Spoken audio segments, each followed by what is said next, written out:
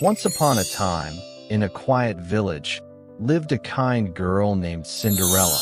She had golden brown hair, sparkling green eyes, and always wore a simple blue dress and soft slippers. She loved animals, flowers, and helping others, even though her stepmother and stepsisters made her do all the chores. Every day, Cinderella swept floors, washed clothes, and cooked meals while her stepsisters laughed and danced around. But Cinderella never complained. She whispered to the birds, smiled at the mice, and dreamed of freedom in her little garden. One day, news spread across the kingdom.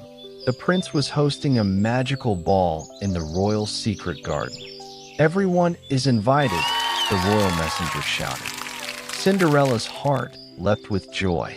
Her stepsisters prepared for the ball, trying on shiny gowns and fancy shoes. But when Cinderella asked if she could go, her stepmother said, "You, a girl in rags? Never." Cinderella ran to her garden and cried beneath an old oak tree. Just then, a warm wind blew, and a sparkling fairy godmother appeared. She had silver wings, a glowing wand, and a gentle smile. "My dear Cinderella," she said, "you shall go to the ball." With a flick of her wand, a pumpkin turned into a golden carriage. The mice became white horses, and Cinderella's dress turned into a shimmering gown made of moonlight and morning dew, with crystal shoes on her feet.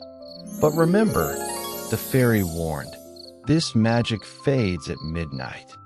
Cinderella rode to the secret garden ball, where glowing lanterns hung from trees, butterflies danced in the air, and magical music played from glowing flowers. When the prince saw her, he was amazed. They danced and laughed under the stars. No one knew who this mysterious girl was. But suddenly, the clock struck midnight. "Oh no!" cried Cinderella, running from the garden. As she rushed, one glass slipper slipped off her foot. She disappeared into the night. The next day, the prince searched the kingdom with the slipper. "Whoever fits this shoe," he declared, "shall be my friend forever." He knocked on every door and finally came to Cinderella's house.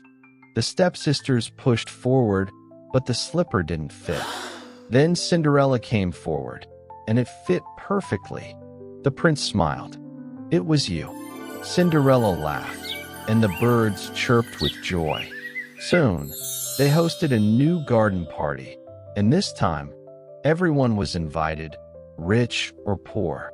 Cinderella wore her crystal slippers, danced with the animals, and never had to do chores again.